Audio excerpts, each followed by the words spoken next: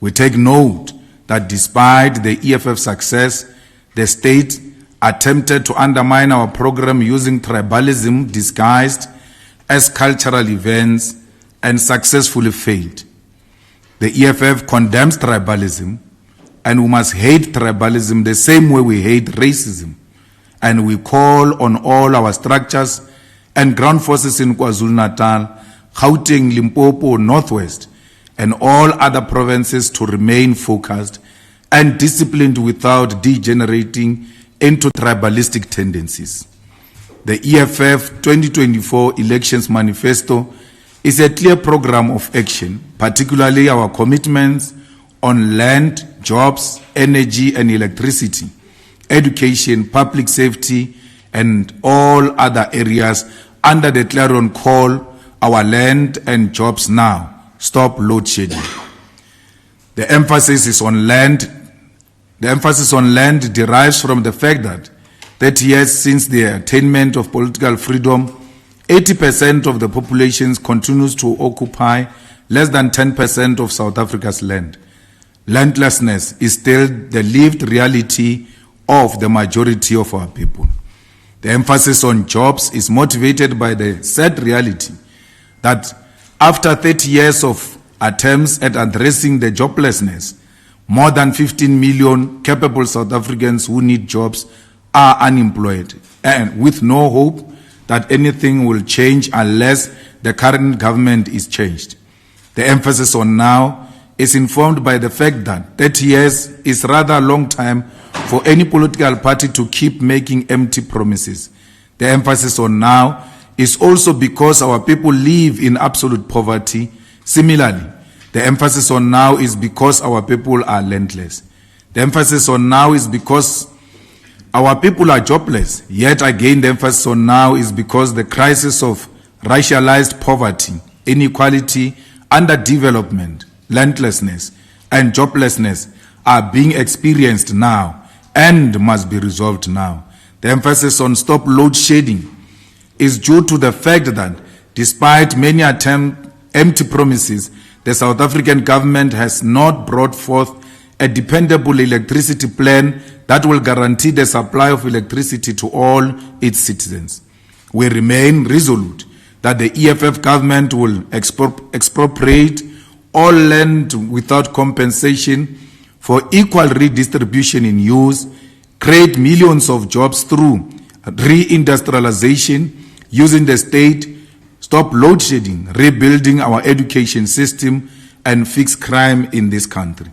We remain resolute that the EFF government will prioritize rebuilding of South Africa's defense capabilities, prioritize primary health care, increase social grants, and fight for women to end gender-based violence. This and many other commitments are what will change the lives of our people and deliver economic freedom in our lifetime. We condemn this suspension of the EFF members of parliament. The timing of the suspension was deliberate to prevent the EFF leadership from attending the State of the Nation address to protect the dying ANC and the incompetent president who is out of touch with reality. The EFF has picked up that Mr. Cyril Ramaphosa continues to misrepresent the achievements of the governing party. He claims that the past 30 years have changed the lives of our people. Yet the past 30 years of so-called freedom has brought nothing to most of our people. He claims that the governing party has built strong institutions to protect fundamental freedoms and human rights of all people. Yet it is the ANC government who massacred 34 mine workers, broad daylight, killed Andries Tatane, and continue to allow students to fall in the pit toilets. He claims that we have a diverse economy whose minerals and agricultural products reach every corner of the world while creating jobs. Yet these sectors remain dominated by whites and our people are massively unemployed. Our honest and truthful view of what transpired in the past 30 years is that apartheid only ended on paper and continued unchanged, particularly in the economy. We continue to export raw material while many of the industries in South Africa have closed since 1994, and it has worsened since Mr. Ramaphosa took over. More than 11 million people are unemployed. There are more than 3 million people in South Africa today who have lost all hope of ever finding a job. Majority of these are young people. 30 years ago in 1994, majority of landowners in South Africa were the white colonial settlers, and 30 years later in 2024, the majority of landowners are still the settlers and their biological descendants. 30 years ago in 1994, wealth was concentrated in the hands of a few white rich people, and 30 years later in 2024, the economy of South Africa is still owned, controlled, and dominated by the very same few rich white people. 30 years ago in 1994, more than 90% of informal settlement dwellers were black Africans. And 30 years later in 2024, informal settlement dwellers still look like me and you. 30 years ago, the levels of black-on-black violence was very high, and 30 years later, the levels of black-on-black violence continue unabated, with more than 27,000 people murdered in 2023. This 30 years of so-called democracy has only brought more wealth to the white minority settlers and condemned our people to perpetuate an endless poverty and suffering. It is the EFF that will bring about true freedom, economic freedom, and change the lives of our people. We call on all our people not to be tricked into believing falsehood by fraudsters who are hell-bent on selling strategic state-owned assets that belongs to our people. Now that we have launched the 2024 election manifesto, we are going to launch provincial manifestos on the following dates. Gauteng Provincial Manifesto launch will be held on the 2nd of March 2024 at Dobsonville Stadium, Johannesburg Region, Soweto. Mpumalanga will be held on the 9th of March 2024 at Kanyamazane Stadium, Enhlanzeni Region, Mbombela. Northwest will be held on the 16th of March 2024 at Uitikong Stadium, Bujanala Region, Rustenburg. Free State Provincial Manifesto launch will be held on the 17th of March 2024 at Zamdela Stadium, Fezile Dabi Region, Sasolburg. Eastern Cape Provincial Manifesto launch will be held on the 21st of March 2024 at Jan Smuts Stadium, Buffalo City, Metropolitan, East London. Northern Cape will be held on the 23rd of March 2024 at Galishwe Stadium, Francis Bart, Kimberley. And Western Cape will be held on the 24th of March 2024 at Guguletu Stadium, Cape Metro, Cape Town. The province of Limpopo will host Telatupa Rally as the final election rally to intensify the campaign towards total electoral victory on a date to be announced in due course. We call on all our structures and ground forces to remain focused and disciplined as we move to consolidate, get our people, young and old, to register to vote and to vote for our land and jobs now and to end load shedding. The EFF is pleased to announce that on the 11th and 12th of February, we held our list conference at the Durban Exhibition Center, KwaZulu-Natal. The EFF list conference, which was constituted by regional and provincial structures of the EFF, set to consolidate and vote on the names that ought to be submitted to the IEC for seats in the provincial legislatures and parliament after elections. These names will ultimately be considered by the list conference committee, which is constituted by the EFF top 6 officials and sent to the IEC. The EFF can assure the people of South Africa that it will send the best from within its ranks to lead South Africa, as the list process is defined by criteria that places great emphasis on merit and competence.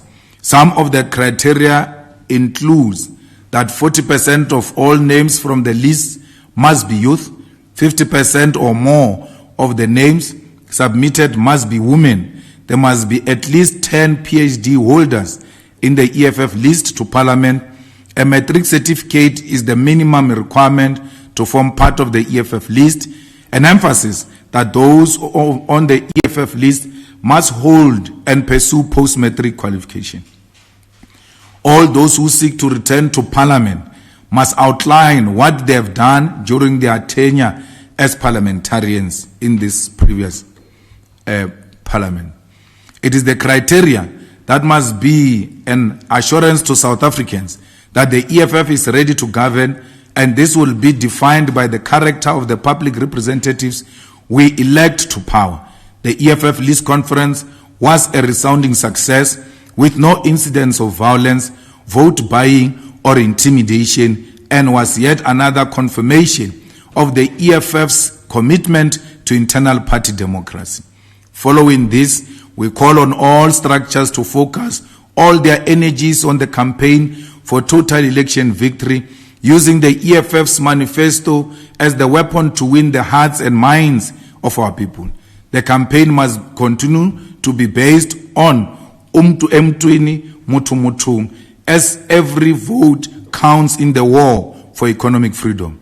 We reiterate the call for Cyril Ramaphosa to announce the election date, as his delay will not save him from his inevitable removal from office.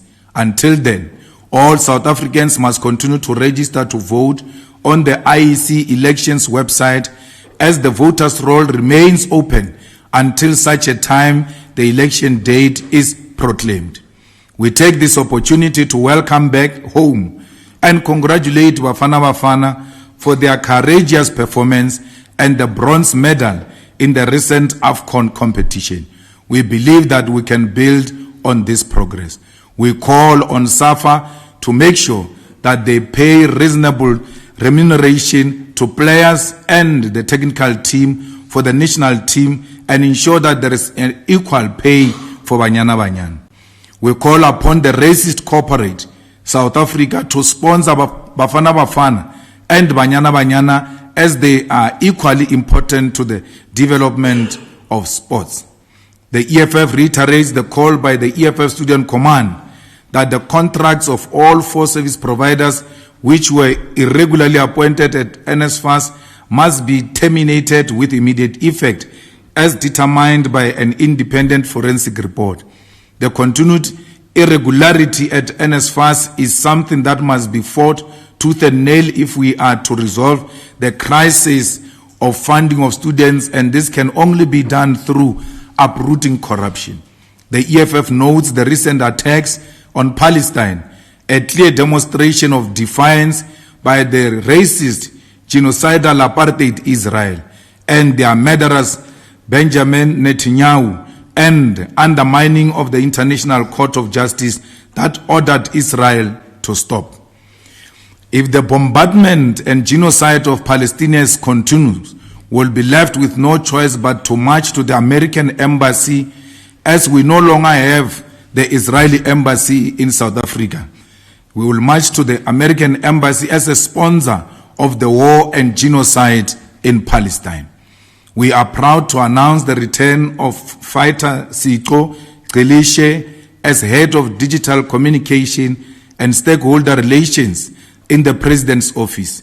We wish her well in her new responsibilities. I thank you.